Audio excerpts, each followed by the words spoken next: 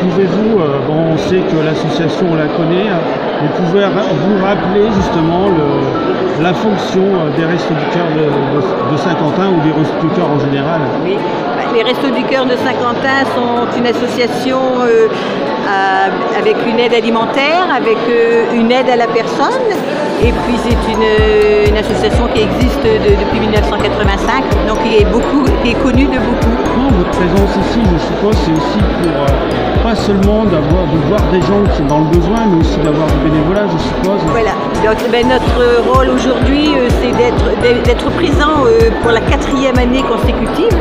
Nous sommes présents chaque année pour cette journée qui a été mise en place par le Conseil de la vie associative dont les restos font partie.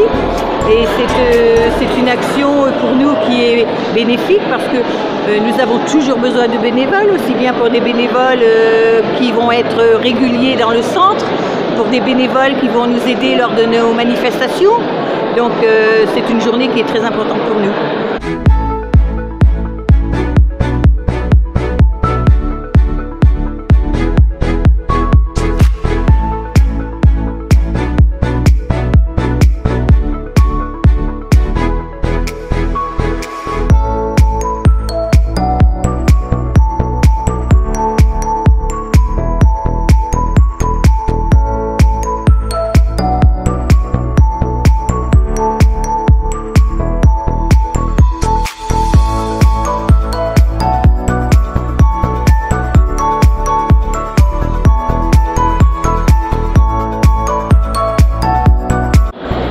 Bonjour Annick. Bonjour. Comment justement aujourd'hui vous ressentez les dons? Ça se passe très bien ou c'est encore, on tire encore les ficelles? Alors au niveau du don du sang, alors il faut toujours plus bien évidemment, même si les collectes fonctionnent bien sur le Saint-Quentinois. Les besoins sont tels qu'il faut des nouveaux donneurs. Alors, moi j'ai pour habitude de donner exemple des personnes qui ont des traitements de chimiothérapie et malheureusement je pense qu'on peut dire que dans toutes les familles il y a au moins un parent ou un frère ou une sœur malheureusement qui a un traitement de chimiothérapie et au cours de ces traitements-là, les malades ont besoin de globules rouges, de plaquettes pour justement poursuivre leur chemin vers la guérison et c'est très important. Et puis il y a un tas d'autres maladies. Vous avez des personnes dont les globules rouges sont malades, pour eux ce sont des transfusions régulières. Et puis vous avez bien sûr tous les accidents de la route, mais aussi des interventions chirurgicales qui quelquefois sont toutes simples. Je pense à une prothèse de hanche, et qui est une opération qui saigne beaucoup. Et là, il y a aussi besoin souvent de transfusion. Donc il y a plein de circonstances de la vie où on peut être amené à recevoir une poche, voire plusieurs poches de sang.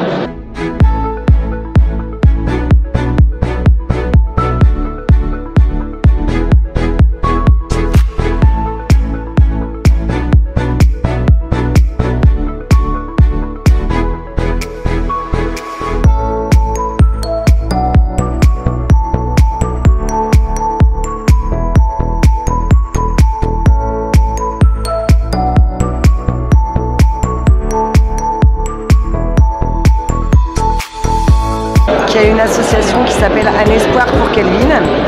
Le but est de permettre à mon petit garçon d'évoluer et de gagner en autonomie. Kelvin fait des soins sur Barcelone depuis maintenant 5 ans. Il a déjà eu deux interventions qui s'appellent la myoténofasciotomie. C'est une intervention qui ne se pratique malheureusement qu'en Espagne. Et Kelvin fait une thérapie sur Barcelone une fois par an qui s'appelle la méthode des Sentis, où Kelvin fait 4 heures de rééducation par tranche de 15 jours. C'est le combat de Kelvin, vous le menez depuis combien de temps? Ça fait à peu près 5 ans maintenant que l'association a été créée. Et il y a d'évolution au niveau de votre fils? Oui, énormément. Kelvin a gagné en autonomie. Il fait ses transferts tout seul, commence à se déplacer avec des béquilles. Il a gagné aussi en motricité fine. Kelvin écrit son prénom à bâton, chose qui n'était pas possible auparavant. Il commence à couper sa viande, ce qui est steak haché, jambon seul. Et aujourd'hui, Kelvin, il a quel âge? Kelvin est âgé de 12 ans et il est en 5e en scolarité normale.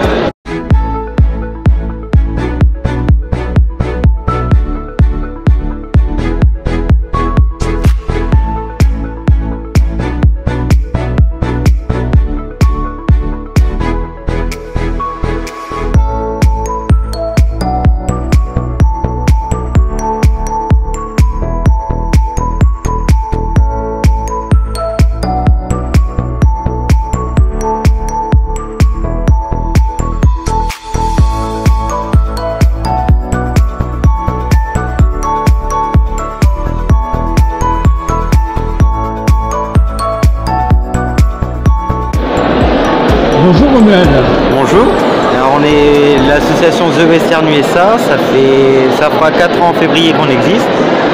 Et notre activité principale, c'est la danse country. Alors justement, la danse country, on rappelle que c'est de la danse, je veux dire, western, on pourrait le dire, Oui. avec des rythmes totalement à la cow-boy, on pourrait dire Oui. comme ça. Alors, combien avez-vous de membres au niveau de l'association actuellement? Aujourd'hui, on doit être aux alentours des 25 adhérents. D'accord.